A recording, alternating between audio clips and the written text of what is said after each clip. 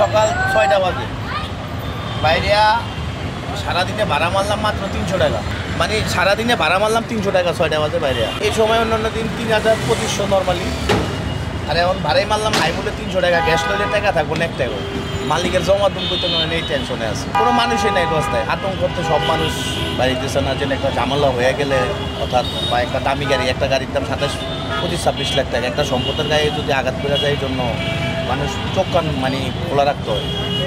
এর কারণে সব কিছু একটা আতঙ্কের ব্যাপার স্যাপার তো বুঝেন নাই আজকে এই লোক অবস্থা। পর্যন্ত 2টা টিপ মারছি 450 টাকা, অন্যদিনে 1000-1200-1500 মারতে পারি। এই টাইমে মানুষ তেমন একটা নাই, সীমিত কম। গাড়ি পোড়া দিতেছে, মানুষ ওটা আতঙ্ক ভয়ে বাইরে দিতেছে না। মার্কেটটা সব বন্ধ, সব কিছু বন্ধ। পারেছি 10টায়। এখন পর্যন্ত কত কামাইলে? এখন পর্যন্ত বাংলাদেশে খ্যাপিত হয় না, খাইয়ে দেয় মনে করেন যে 40-50 টাকা পকেটে আছে এখন। যাত্রী বেশি ভালো না ভাই, কম একবারে, মানে মানুষ ভয়ে বাইর হয় না। স্কিন শুষ্ক রুক্ষ হয়ে যাবে বলে কি বাইরে যাবে না? জাস্ট 1 2 3 4 করো, স্কিনটাকে রিভাইভ করো। 11টায় কত কামাইলে?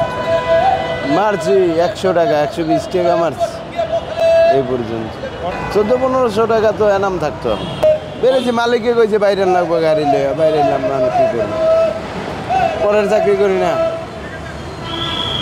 পরের গাড়ি চালাই। আজ না চালাইলে কাল কইবে যে তোমার চালান লাগবো না।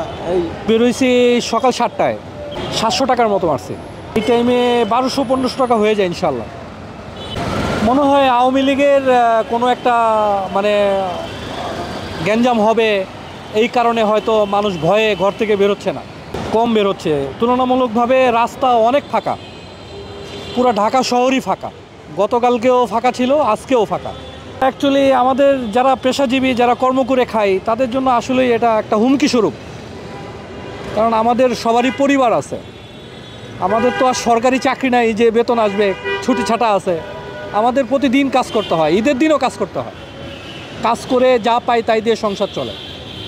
তা আমার মনে হয় এটা আসলেও এইভাবে আতঙ্ক সৃষ্টি করাটা উচিত হয় না।